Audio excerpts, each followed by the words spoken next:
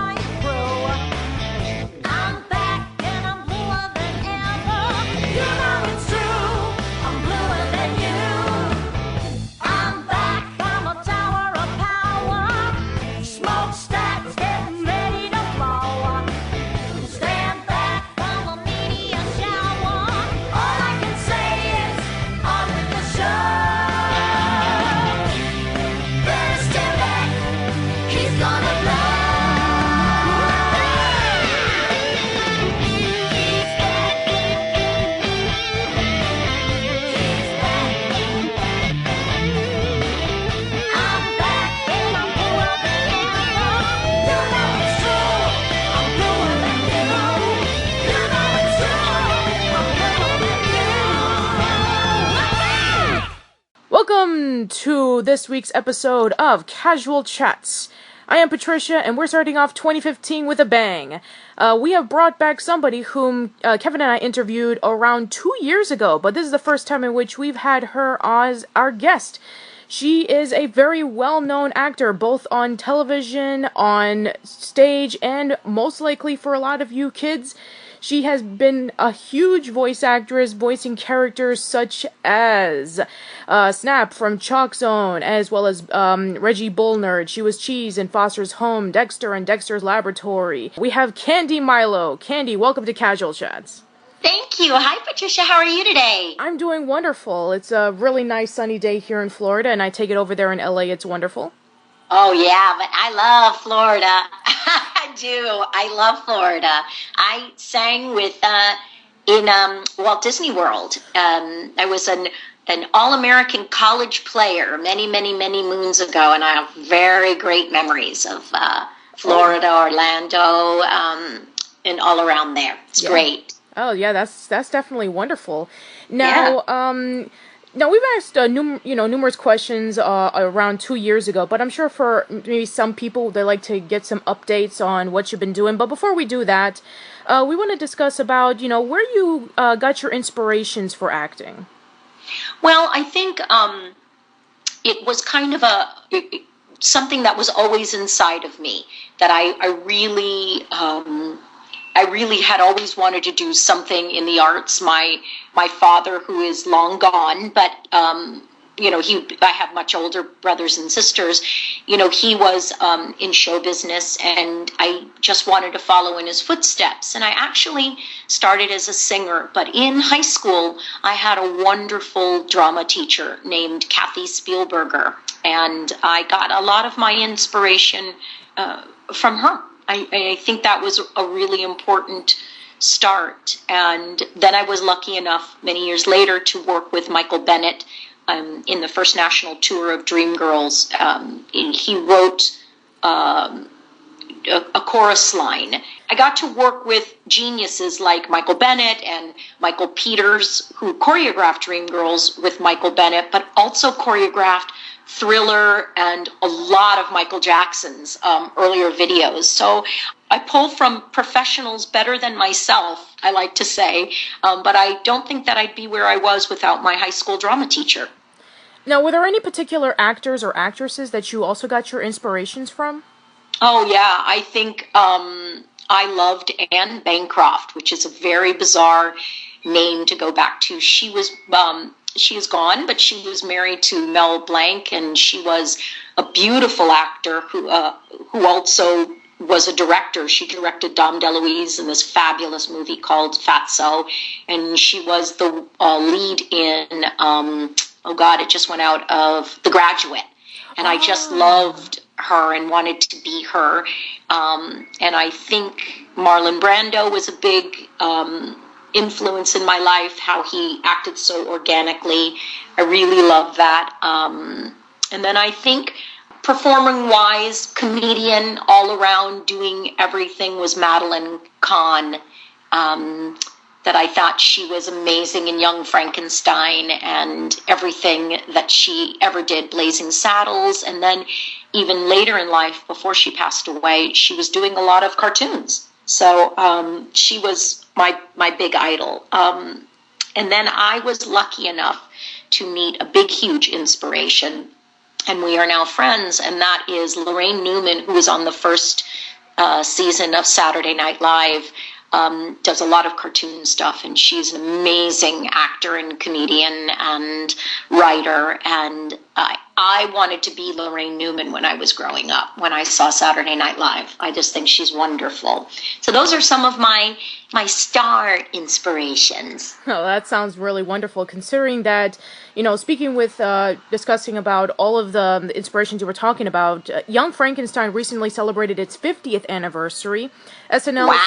Yeah, I know, it's amazing. And SNL is going to be celebrating its 40th anniversary, similar to what the FX channel did to The Simpsons, which they're going to showcase every single episode that featured in its 40-year run, starting off with the early years, featuring Laraine Newman. Oh, my God. All I will tell you is that when I watch episodes when she plays the stupid sidekick against Dan Aykroyd's Bassomatic when he used to put the fish in the blender and all she would do is laugh that insane laugh. I will tell you, you can hear my voice is very husky and low, and it's always been like this. I have to tell you that I would try to giggle like Laraine Newman, and she can still do it to this day and laugh like that high-pitched, crazy giggle. I cannot wait for FX to do the SNL retrospective. I think that'll be brilliant. I don't know if FX is going to be the one to do it, but I do know that I think one of the channels is going to be doing it. But probably NBC. Yeah, probably. Sorry. That's okay. Regardless, whatever channel, I'm sure a ton of people who are huge SNL fans are going to be so looking forward to it. And oh yeah, with SNL being a huge impact for Hollywood in general. I mean, a lot of the cast members of SNL, would later on go off to do numerous movies and TV shows and even voicing cartoons. And, oh, yeah. And the new crowd, the latest crowd, I'm just, I'm such a fan of Maya Rudolph and Kristen Wiig. I am huge fans of these women. Yes. Coming. Yeah, they are just geniuses. It's all really good. And I am actually one of the people really looking forward to the all-female Ghostbuster cast. I am really excited about that. I know a lot of people are complaining about the Ghostbusters reboot because they're all females, but, I'm willing to give it the benefit of the doubt that it might turn out to be really decent, because when you have somebody like Kristen Wiig and Melissa McCarthy coming along, and they did a fantastic job with Bridesmaids and Paul Feig being the director. I mean, just look, it was many, many years ago when people thought the First Wives Club would bomb because it was all females. Sure. And it was a huge success for middle-aged women. Cher, Bette Midler, Goldie Hawn. It was huge. Bridesmaids, they didn't think was going to be great. You got a powerhouse like Kristen Wiig behind it. It was a huge success. That kind of, I say yes, Ghostbusters has been done brilliantly, directed by Ivan Reitman, and everything was really great. I think you have to take a deep breath and see what Kristen Wiig and Melissa McCarthy bring to the table. You have to see what their spin on it is, because I haven't seen, I've seen Melissa McCarthy in some bad stuff, but she's still brilliant in it. But I haven't seen Kristen Wiig in a lot of bad movies. I think she's like Tina Fey and Amy Poehler. I think these are excellent writers with excellent taste. I just can't wait to see how in the heck they make it all female. I can't wait. I'm excited for it. And come on, Tina Fey and Amy Poehler, how many times have they, hosted various, things on TV, and how many times that people absolutely love that? Yeah, and they do the most thankless job in the world hosting Golden Globes, and I think they knock it out of the park every single time. I love watching them. So I like to say, let's give Ghostbusters a chance, and I'm the girl that's really excited for it. Yeah, well, Thank you, Candi. I'm sure that maybe when people listen to this podcast, maybe they'll be able to give Ghostbusters a little bit of a chance. I think so. Girls are not bad. Nope. Girls are not icky. We do not have cooties. Let's give it a shot. Exactly. So, discussing about, earlier parts in your career and seeing about how you not only performed around Disney World and you also sang and you also did stand-up performances alongside with people such as the late Joan Rivers and Howie Mandel. And from what I've also read, also being a part of some sort of kind of like an attempt of a reality show or something. Yes. Many, many, many moons ago, I went to a call, and the paper that was around LA was called Dramalog, and it's now Backstage, and now it's called Backstage West. And they had a call for like a rock group like the Monkees that they were putting together with Davy Jones and Michael Nesmith. And I was like, oh, I'm going to do that. So I went to this dance studio in LA called the Debbie Reynolds Dance Studio and waited with like literally 1,000 women. The audition started at 9 and I got there at 6 a.m. and I was like number 100. There were already women lined up. And it was this huge cattle call over 3 weeks where they were looking for the world's first reality show, and that was they were putting together a girls rock and roll group to travel around the United States, and they needed 5 singers who had interesting lives. And at the end of it, I was chosen, and I traveled around the United States for 16 weeks in a bus with a mic pack on. And they filmed my life, they filmed everything. And it was quite interesting. I learned a lot about myself. I also learned, Patricia, the way I don't want to go, in life, how I would probably never do something like that again. And I would not encourage anybody else to do it because so much of the reality is in the edit. And the editors can make things that never happened look like they happened. And it was just too much of a fishbowl, and I had just lost my dad to a heart attack during the beginning filming of that, and to have that personal tragedy be so focused in the movie, it was really tough. But it was called Reaching for the Stars, and we were on the Tonight Show with Johnny Carson at the end of the show live. So it was a really interesting time of my life. Yeah, and considering about how popular reality shows are and how manipulative and how controversial it can get, it's just, right. I mean, it's just really messy. And, for some reason, people just love to watch it because it brings them out of reality. But then there are some people who hate it because it's not realistic. Right. Well, I think you know this for a fact. You know this in your heart. People will do anything for money. Sure. And also, I think people watch because it makes their lives seem better when you see all these people so screwed up, and I think it's like, wow, at least I'm not that bad. I remember watching the first season of Mob Wives thinking, oh my God, I cannot believe that none of these women are arrested. This is like The Family. And I laughed along until I watched, and almost to a single one, every one of the children of these women are just so messed up and forced to acknowledge that their fathers, their uncles, their grandfathers are all in prison, and everybody across the United States knows now. And it's very intrusive, and the internet doesn't go away. It's there forever. Yeah, that's true. Once something that you do and you regret doing gets posted, it's going to spread like wildfire, and you'll never let it go. Absolutely, yes. And considering that one of the women from Mob Wives is already in jail, that just goes to show you that not everything is sacred. Right. And you're not safe just because you're saying it on TV. You're not safe. Reality, we have a First Amendment right, which is to the free speech, okay? Yeah. You are absolutely allowed to say whatever you want. Free speech does not mean that there are no consequences to what you do or what you say. There are consequences, and I think that brands fail and when people do bad things. So, yeah, you always pay the piper, and karma is really good at making sure everybody does. Absolutely, yeah. I mean, it may not be shown now, but someday it's going to pay huge consequences, and when it burns, it's going to burn really, really hot, and everybody's going to see it. Yes, absolutely. It's really true.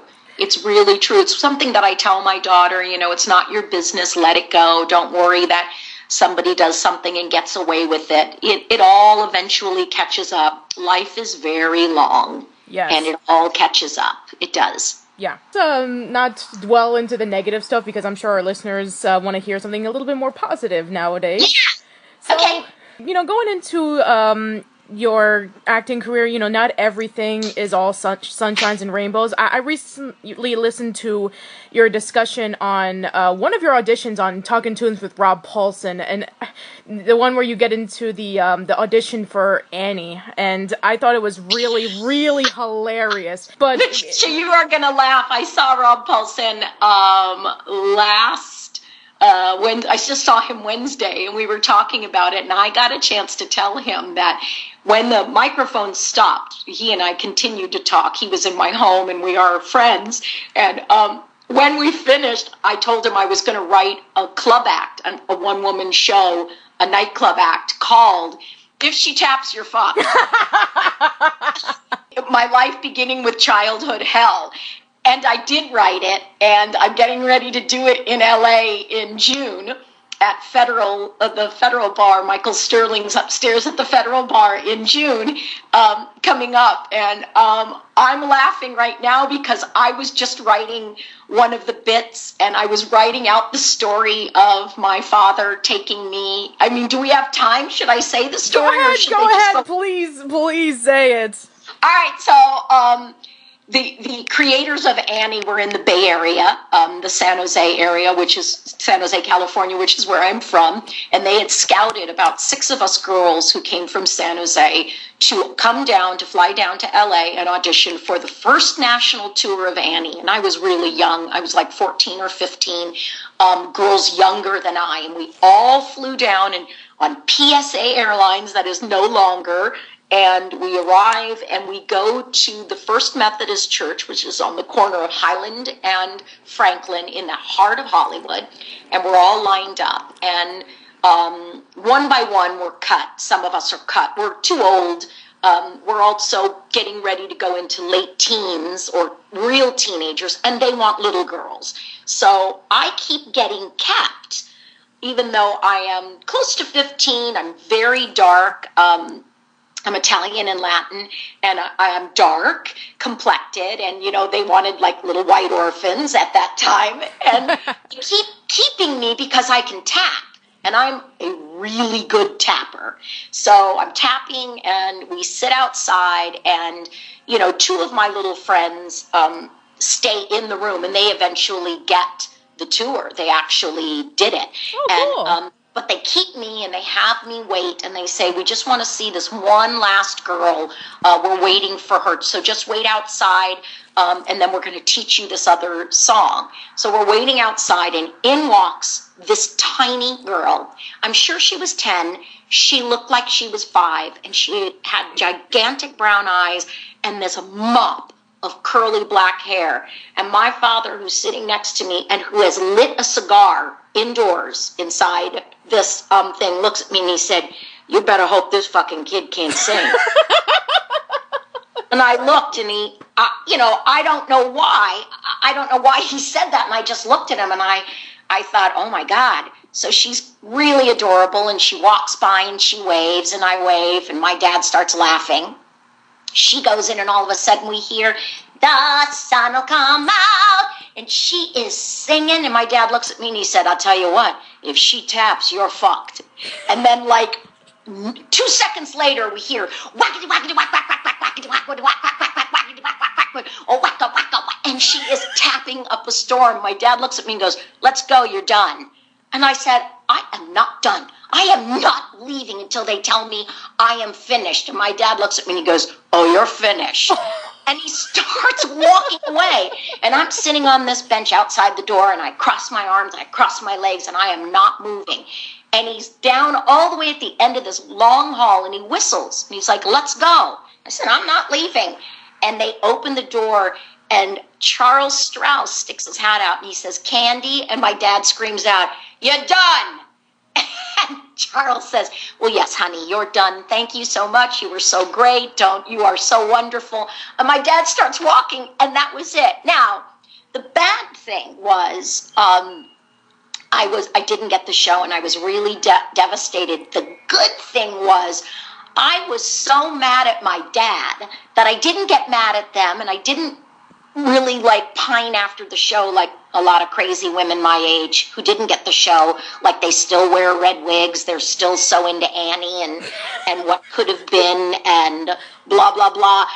But the good news was, if I think back on it, my dad prepared me, and years later he said she walked in, she was obviously 10, but she looked 5. They could get 5 years out of this little girl doing the show, and they could probably get a year out of you before you start looking like a woman.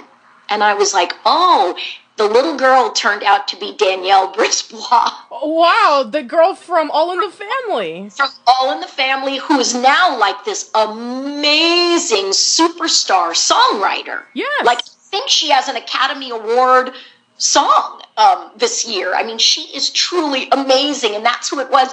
And she was so cute, I wanted to stab her. She was so damn cute, Patricia, and she was so little. And but that was it. He said, you know, that if that kid sings, you better hope that fucking kid can't sing. And then she sings like amazing, and then my dad, if she taps, you're fucked. And then we hear like a minute later her tapping her little brains out. And my dad, I love that my dad just like stood up and walked away. Like, okay, let's go. We're finished. Let's go. Like, wait a minute here. So that's my story. And then I wrote an entire show about sort of my life with those kinds of things happening to me. Like, that is what my life is just stories like that. Okay, so that's my story. I mean, what could have turned out to be a huge negative part in your life turned out to be something so incredibly humorous that you're able to make fun of it.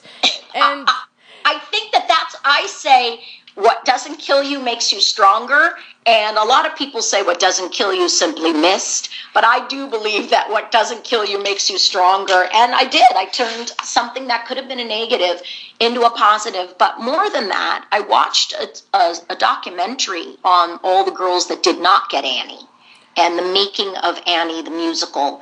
And a lot of these people they needed to have my dad as a dad in the room. They really did. My dad put it right into perspective. That's really all it was. And unfortunately, I try to do the same thing for my daughter. But I'm glad that there's therapy, so there'll be help for her. Yeah.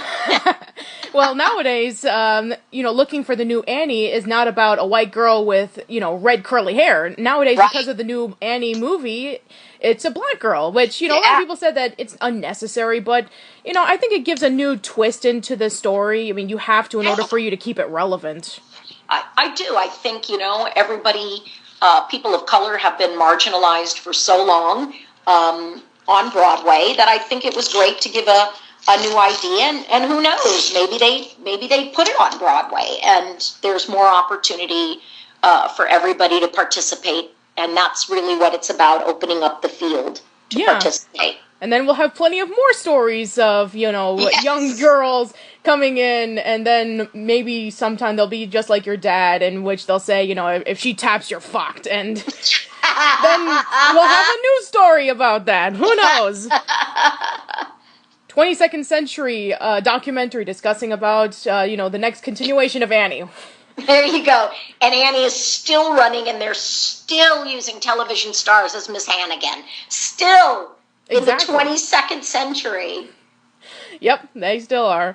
Anyway, but I really like your philosophy of taking what could have been negative into something strong, because I was born with Asperger's syndrome, and I've been told a lot as a young child, from numerous doctors and therapists, that I wasn't going to speak, I wasn't going to graduate from high school, I wasn't going to be, functioning in normal society. But, long story short, not only was I able to speak, I graduated from high school, I graduated from college, and I was on the dean's list twice.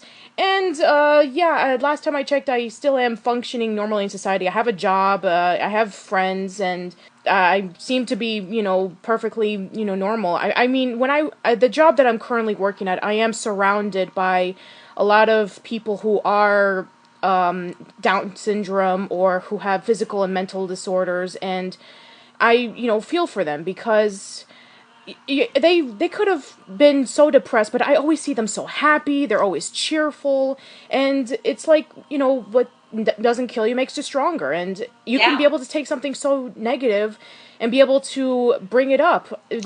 Some people that I've met over the years who have had Down syndrome are some of the nicest and happiest people that I ever met.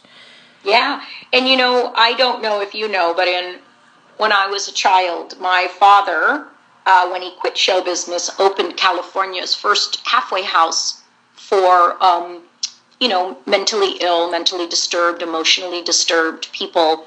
And he forgot to get us a second house. I lived in with people who were differently abled, and I saw and was face to face with people who saw what life had handed them, and they could either be medicated and be depressed all day long, or that they could rise above it and find the joy in what they could do. I think today people are so, everybody wants to be a superstar, that when you don't really have the ability to be a superstar, that bar is so high that some people can't find joy in just being alive. And I think that when you work with people with Down syndrome and people who are differently enabled, and they have different issues, happiness and success to them is on a whole different playing field. It's a whole different reaching for the heights. And I think it's wonderful. And, it's so funny. I think Asperger's is it was made famous by all the famous people that had it. But I think we'll find one day that it is not a liability for anybody, Patricia. It is you just see things differently than everybody else does. Yeah. And that's what I really believe. And you feel things deeply and different than anybody else does. And I think that's the main difference of Asperger's and people without it. I really do. Yeah, definitely. People who are autistic or have Asperger's syndrome, they are different. They do feel odd, especially when it comes to talking to people or trying to develop social skills, or they like a certain thing more than others. They even become obsessed with it. But in some ways, we are able to function just like everybody else, and we're able to have advantages over people who are considered to be quote-unquote normal. Right. I think, just remember that someone who doesn't know you decided what normal was. Yeah. Somebody gave that moniker without knowing anything. And I just think that everybody just has to take a deep breath and realize that life is short, and do the best that you can, whatever that is, and reach for happiness always. Really, truly. Absolutely. Wow, we just got a little bit on the downside again, so I'm very sorry. Let's try bringing it up again. Take 2. So, going back into your acting career, and I recently went onto YouTube and I saw some of your little commercial skits. I saw the Rhodes commercial, I saw the Mervyn's commercials, and I was wondering, were a lot of the stuff that you did did you have to read it from a script, or was it all ad-libbed? Most of the Rhodes stuff was that you really laugh at was ad-lib. But it's really great because if you look at the Rhodes commercials on my website and YouTube, they are the beginning of voiceover. You can hear characters that I've ended up doing in different animated series. This is Furniture Forum. Topic selection furniture. How does it work? Furniture selection is like the essence of Rhodes. Rhodes furniture! Yes! Thousands of room combinations, oodles of dinettes, chairs, bedrooms. Brilliant! Smishy. Selection. Stop it. Price. Ladies, Rhodes, we love it. Why? Selection. Selection. Low prices. And selection. 4 women, 1 vision. A country not afraid to pay less for great furniture. And the Mervyns, the open, which became super famous, like a catchphrase, was an ad-lib. Hey, where are you? Mervyn Super Sale is back. I'm here. Just in time to save on men's Windridge shirts and kids' Oshkosh shortalls. I can't believe I almost missed it. Don't miss saving 60% on all fine jewelry, 14-karat gold, diamonds, and sterling silver. Well, I didn't exactly almost miss it, but I am only 4 hours early. Save throughout the store during Mervyn Super Sale starting Saturday, 8 a.m. Open. But that's usually a scripted, commercials especially are scripted because you have legal and you have advertising rules and laws, so they write it so that it's legal and true. So when you ad-lib, it's tough to ad-lib. It really is. It's easier now because a lot of times the commercial has really nothing to do with pricing or anything like that. They save that till the end, and somebody else says that in a voiceover. But I still do love it because I think of commercials as 30-second movies. And they're super fun to do, and they are, the only drag is they start at 6 a.m. in the morning, and you have to get there at 5 to get in makeup, which means you have to get up at 3, which means you have to go to bed at like 5 days before. They're just early morning shoots that I hate that. I'm not an early morning girl. Yeah. So another question I was wondering about, besides, commercials and you also did performances on stage. Like recently you did Scary the Musical. I've been seeing a lot of Twitter posts on that. And I recently saw another YouTube clip in which you were on another one that featured Angela Carroll Brown. And you were like the person who was running the audition. That was really great. That's fabulous. That's very good. You wrote that? That's great. Listen. I gotta go. I'm gonna make this quick because I'm in a rush, and I got a piece of advice for you. You gotta fatten up your repertoire. You know what I'm saying? Because jazz is fine. I hear jazz singer, I smell pretension. You know what I'm saying? Because what is jazz? Do you know what I mean? It's bullshit. It's bullshit. I mean, what is jazz? Is Bill Evans jazz? Is Miles Davis jazz? I mean, anymore? Is Anita Baker jazz? Some say yes. Some say no. It's too ambiguous. So I'm telling you that what you got to do is cover your bases. You got to put a little more Broadway. You got to put a little top 40, a little pop. You got to cover all your bases, all the important bases, really. And that should work. Listen, I got a split. I got hip-hop dancers at 3:10. I got an illusionist at 3:20, but you were very good. That was very cute. And I'll call you. Yeah, she wrote music for a one-woman show that I put together, and Marlee Matlin, the actress, produced it. It was a benefit for a mutual friend of ours who was very sick with AIDS, and we were raising money for his medical bills. Oh. And Angela wrote all the music and directed me, and then I directed her on stage. And stage is wonderful, and one of the great things about voiceover is that I've had such a wonderful time and a great career that it has really afforded me the ability to do theater, which doesn't pay anything, much at all, like $25 a night just for performances in the Los Angeles area. But, there's something about being live and not holding a script and reading from a script like we do in voiceover. There's something about that that's quite amazing and freeing, and it gets you firing all over your body and all over your mind. It's really wonderful, and I love doing it. I really do. So Scary Musical was genius, It was Scary Musical, The Scary Musical, and we did, we ran 8 weeks, I think. No, we ran 9 weeks in Los Angeles, and I hope it goes to Broadway. That's what I'm hoping. I think it's really that good. And I had the most fun working every night. Thursday, Friday, Saturday, and Sunday. It was really wonderful. And to get to create a role, which is creating a role for stage is very similar to doing one, for voiceover. It's really the same principle. It was the most fun I think I've had in just about forever. Wow. Really, truly. It was so much fun. Sounds fantastic. Fun.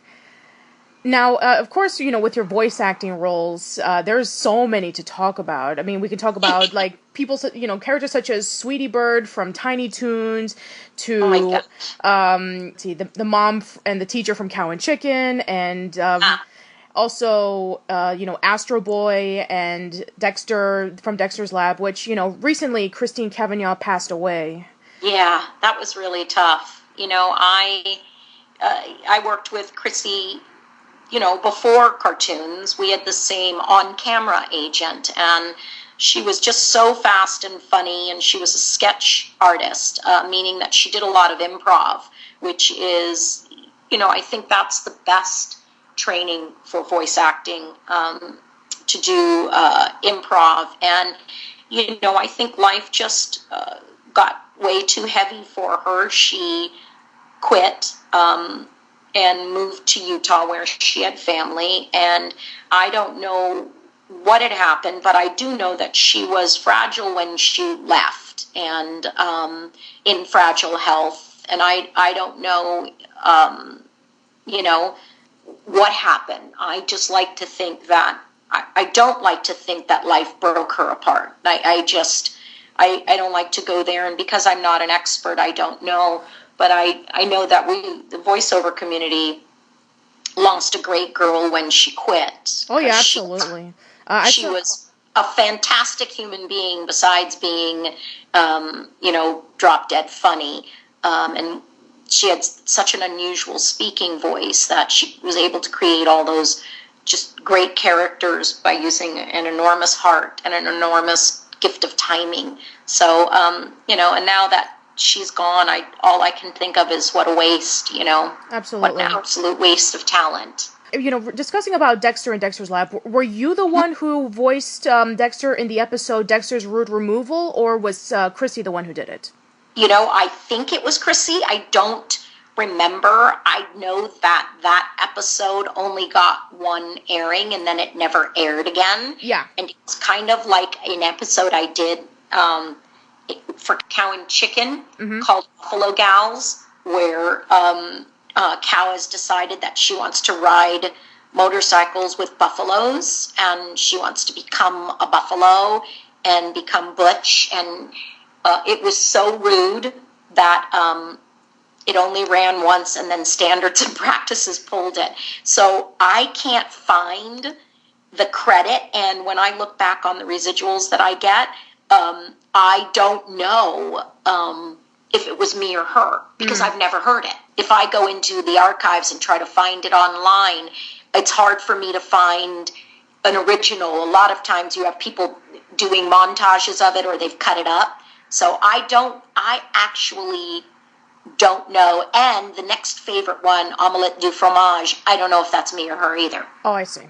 Okay, regardless on who did it, I gotta say that, those were really interesting performances, I gotta tell you. Yeah, and, that's the writing, and so much of that is Genndy Tartakovsky's writing. He wrote the first seasons, and I took over. Christina did the first 2, and then they stopped it. And then when they came back, I did the next one.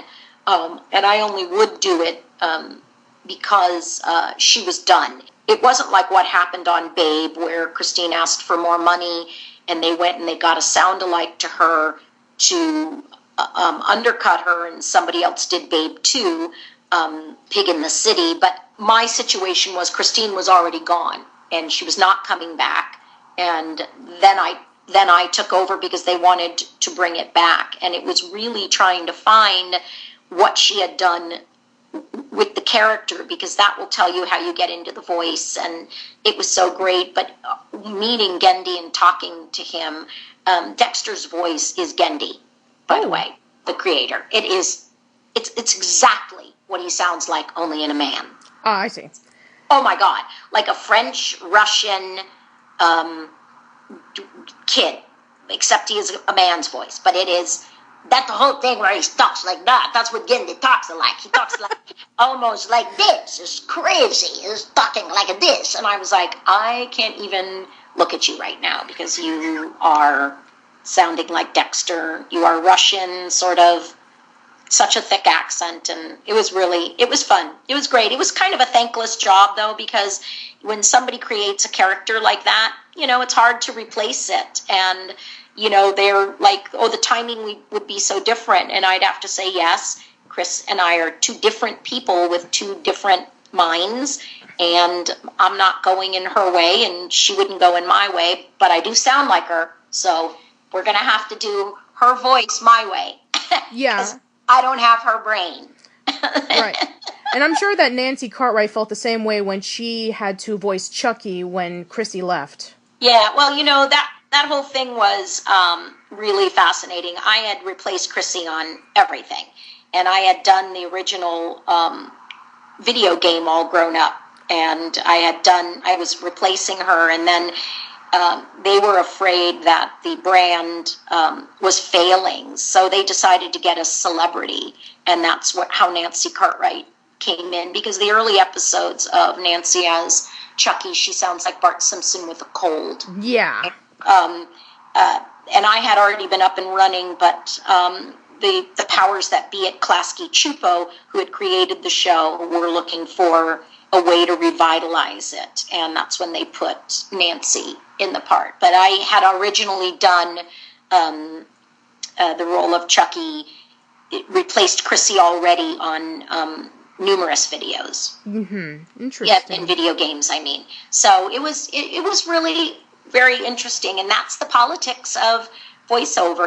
That's the actor doesn't own the brand, the studio does, and so they decided to go that way with it. And I know Nancy, and I think she eventually did just a really great job, but it was tough. We didn't want to step in and do somebody's job and then have them come back and want their job and then hate us, for having taken it. So we all wanted to make sure that she was really retired and gone before we did anything like that. So it was great, but I'm really sorry that we lost Chris. She was fantastic, really, truly.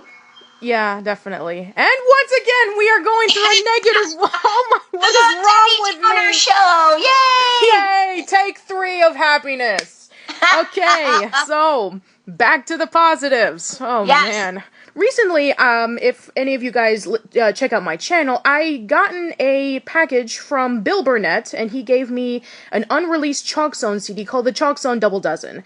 And listening to, all the songs again and rewatching the episodes again, I thought that, you, E.G. Daly, and Hinden Walsh did amazing singing the songs and performing as the characters. What was that experience like? Oh, first of all, great cast members. Second of all, Bill Burnett is a genius. Great. He is so fantastic at creating these worlds. Think about it.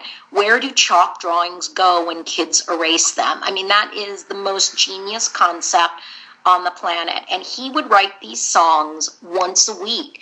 And we had 2 recording sessions. He would write an episode of Chalk Zone, and we'd record it, and then he would write a song, and we'd come in the next day and record it. So, I mean, he was doing amazing artistic output, just an amazing amount of work every week, and it was so fun. And E.G. was so wonderful to work with. She's such a fantastic singer and songwriter. Hinden was amazing. It was the most fun.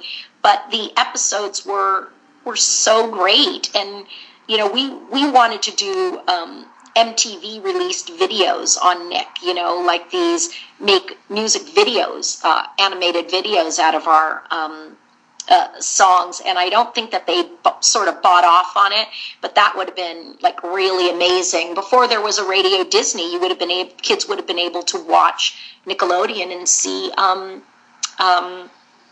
these great, music videos for kids. So fun. What were your favorite songs that you performed for Chalk Zone? I think Merry Chris Hanukkah Mas. Oh, I love that one, yes. Yeah, that was just kind of genius. And then Escucha mi corazón, Listen to My Heart. Yes, I love that one as well. Yeah, just some great, great songs. We had, Susie Williams on there as well, and Jess Harnell, just these amazing singers and actors as well. It was so fun. It was really a great time. And, we got cut short on what we were, our show was, I think we only did like 22. We didn't even do the full 26 before they decided, to pull the plug. And it's a shame because I thought it was just this genius show. And people your age, they really remember it.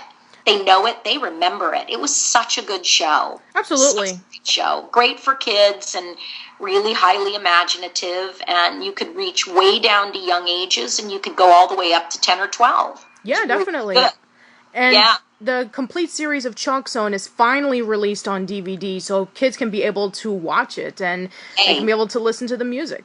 That's so great. That is so great. Yeah, that's so wonderful. That makes me really happy. Absolutely. And another one which, a lot of people wanted to, discuss on, they want to know about your experiences with Cool World. Now, we discussed about it briefly when we asked you this question 2 years ago, but were there any other stories that you didn't mention when we first talked to you about it that you want to share with us? I think that one of the great things about dealing with Ralph Bakshi, who is actually my friend on Facebook, and he is active on Facebook, and he posts a lot of drawings that he does, which is so cool because he does, he did The Hobbit, and Fritz the Cat, and, he's got, Metal Gear or something like that, and he'll put up, but he puts up the artwork for Chalk Zone all the time, and it was quite amazing. I don't know if I mentioned last time that when I went to the set was painted by gang graffiti artists. No. Yeah, so the background that they used, that Brad Pitt and Gabriel Byrne and Kim Basinger. Oh, yes, he who should not be named. Yes, I know. God, don't even get me started. Don't even. I will we not know. be negative. All right, so the whole set was all tagged and graffitied out, and Ralph had hired, and Frank Mancuso Jr. had hired graffiti artists to paint the set. So you can see all this tagging, and it was just like this amazing movie. And I don't know what. I think the issue always was story, and I also think that the issue, and I think he would agree, was that you had an animator who was used to animation timing, trying to direct actors who had no idea what the concept of timing was, and he would then require acting in animation time, which can't be done, and so I think it was just a really frustrating situation, but it was just the coolest experience, and the voice actors were treated like just as fabulously as the star talent was, and that was really amazing. That was really a wonderful experience. The whole thing was so great, and I was incredibly pregnant. Yes, you did mention that 2 years ago that you were 8 months pregnant with your now daughter Gabby, who recently was on State of Affairs with Candi Milo. That must be so amazing. Yeah, she had the most wonderful time. She said it was super well written. The writer is phenomenal. It's a woman, and she was directed by Joshua butler who was now on Vampire Diaries, I think. And he is just, I think she had a wonderful time. And it was interesting, her process, which I'll let her hopefully tell you about, was that, it was a long time coming. She auditioned and then didn't hear anything and thought she got it and didn't hear anything. And I kept saying, you never know, you just be patient. And it turned out that the part that she got was part of a 3-episode arc, and she was in the 3rd episode. Her character appeared in the 3rd episode. So when they I guess they pin you now, or they do something, and I don't know what it's called. I haven't done on camera in a while for television, and then nothing happened, and she said, I didn't get it, and she said, I'm going to cut my hair, and I said, you are a dumb girl. Don't do anything until they tell you no, that you didn't, until your episode is actually filmed. So it turned out that it was so great. She had a wonderful time. It was just a great experience, and it was so fun. And she's also doing a lot of voice work, and I will let her tell you about that. But it's so fun to raise a daughter while doing show business, and then have her turn out to love it so much. It's really wonderful. It makes me very happy. I'm very proud of her. I'm very glad to hear that. Yeah, I'm excited for her. So we have new stuff. I have new stuff coming out. Oh, cool. Please, share. So with what's already on the air or available on Netflix is I am in The Adventures of Puss in Boots, and the role of Antonio Banderas is voiced by Eric Bauza, who's amazing. And I play this kid Pickles, and I play a goblin named Clevel. And so far, almost all episodes produced have been us in, and it's so wonderful. The show is run by Doug Landale, and he is fantastic. The writing is really great on that, and it's on Netflix now, and it is CGI, and it's gorgeous. It's fantastic, and I'm so proud to be a part of it.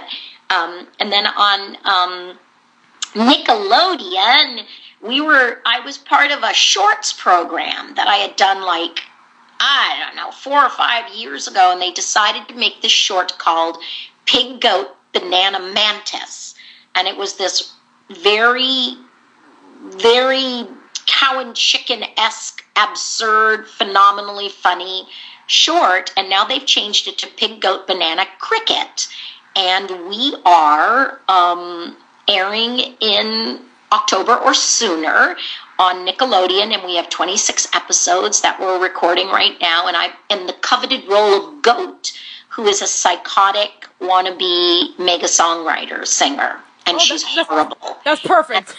Oh my God, Patricia! Oh my God, I'm actually wearing my Pig, Goat, Banana, Cricket t-shirt right now. Oh, cool. The show is psychotic, and it makes me so happy. I can't stand it. Every Wednesday, I sit in the same chair that I sat in for Chalk Zone, which is, and My Life as a Teenage Robot, which is amazing. Yes. Sit in my same chair in the same studio with the same fabulous engineers, and we are making a show that I think is going to be a huge hit. I'm hoping they bring us as a panel to Comic-Con. Oh, that would be so good, yes. It's really, really wrong. And, I mean, Goat sounds a little bit like this, and there's something just so wrong with her. She's so wrong. I love her. It's a lot of fun. And then what else did I do? I did Camp WWE for Film Roman, which is really good. And I think that's online. And it is the wrestlers of today, these big grown hairy men, as kids. And they go to sleepaway camp as... Really? Oh my God. And I play Kane, which is just amazing. He grunts a lot. It was really fun. It was really fun to be a part of that. That was really great. And let's see, I did Scary Musical, Yep. and I did a film called Bark Mitzvah. It's a short film directed by Kendall Goldberg, who is a student at Chapman University, and it was written and produced by Carly Glenn, who is a senior in University of Hartford. These talented It was like a student short. It was the funniest thing I have ever done, and we are getting ready to, I'm going out to New York to a screening of it at the end of March, and it's just hilarious. It's about a family that bar mitzvahs their dog. Oh!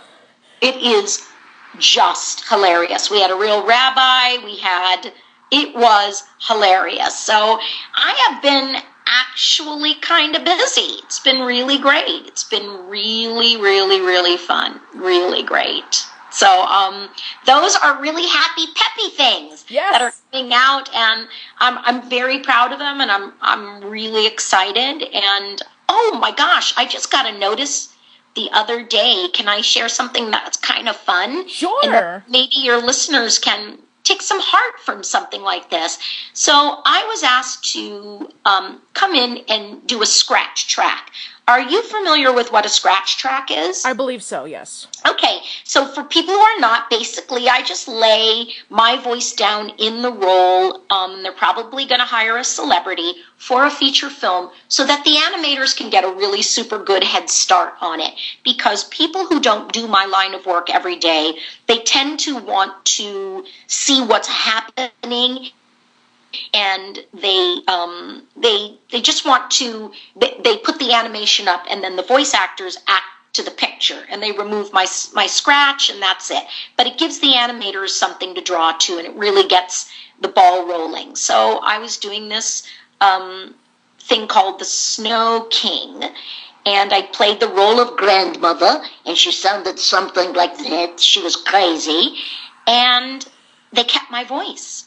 So I am the role of grandmother. All right, that sounds fantastic. It's like, and how did I know? How did I find out? I was looking for things to talk to you about today. Like, I wanted to make sure I didn't forget anything new and fabulous and fun that I was doing.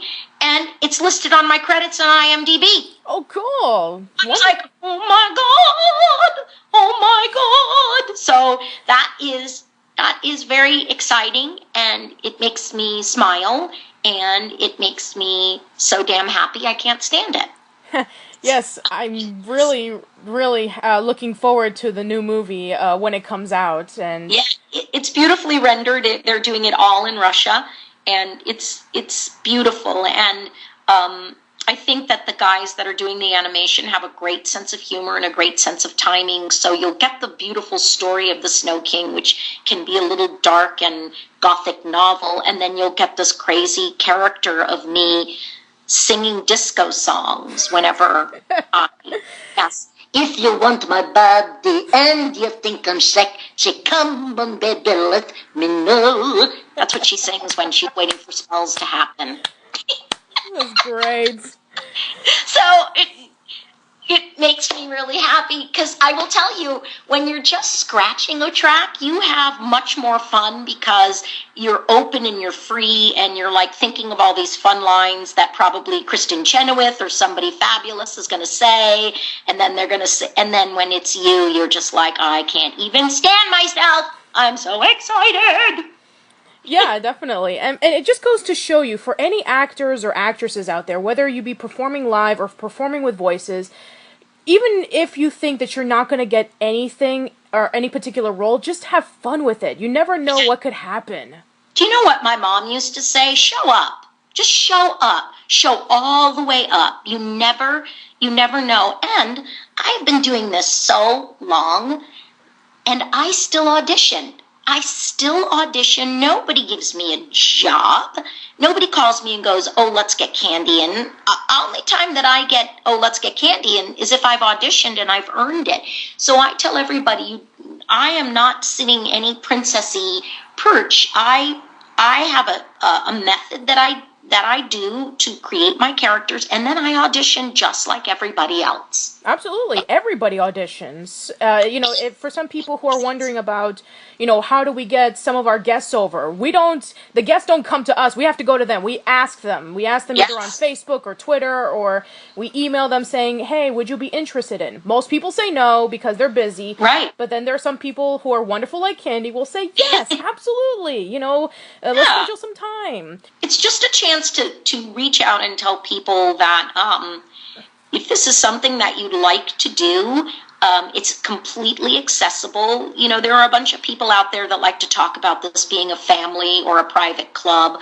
Well, yeah, I do work with a lot of the same people, but I also work with a lot of brand new people.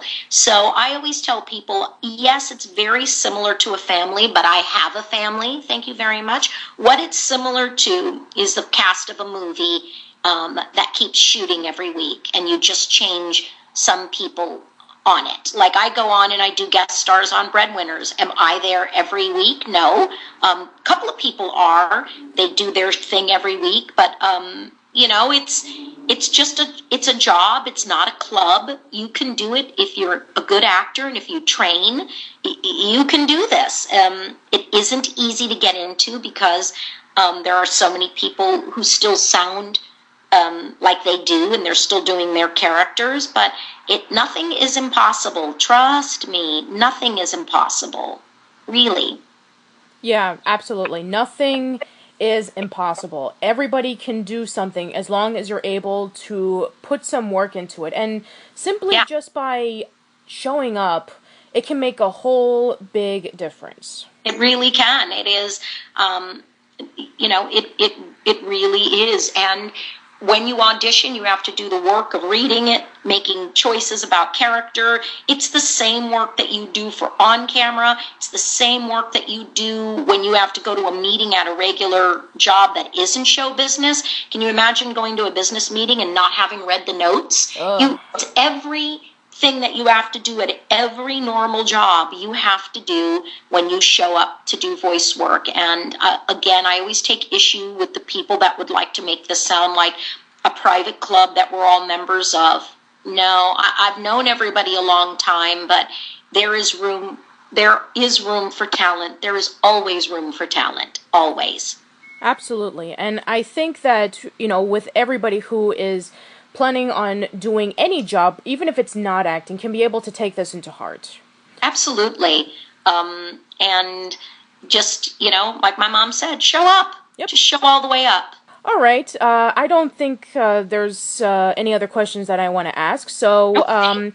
Any other plug or promotions that you want to share right before you go? No, I think that anybody that wants to ask anything, you can follow me on Twitter. I'm on it pretty regularly. I'm not on Facebook as much as I probably should be. Part of that is because I don't remember my password.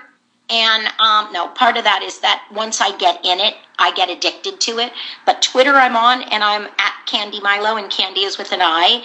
And if you follow me on Twitter, you can ask me any questions. You don't even have to honestly, you don't even have to private message me. I'm on there quite a bit, and I would be happy to speak to anybody or answer any young person's, medium-age person questions that anybody has. I'm happy to do it. Yeah. And thank you so much for having me on, Patricia. I appreciate it. Thank you. Thank you for being here, Candi. This is a wonderful way to start 2015. Yeah, all good things. We got all of the crap out of the way. And just remember one thing before I say goodbye. If she taps, you're fucked. Yes! That's going to be the slogan of 2015. If she taps, you're fucked. Yes. Absolutely. So that concludes this episode of Casual Chats, and we hope to see you in the next one. So take care and bye-bye. That means she's bad. You prissy pussycats agree. I'm the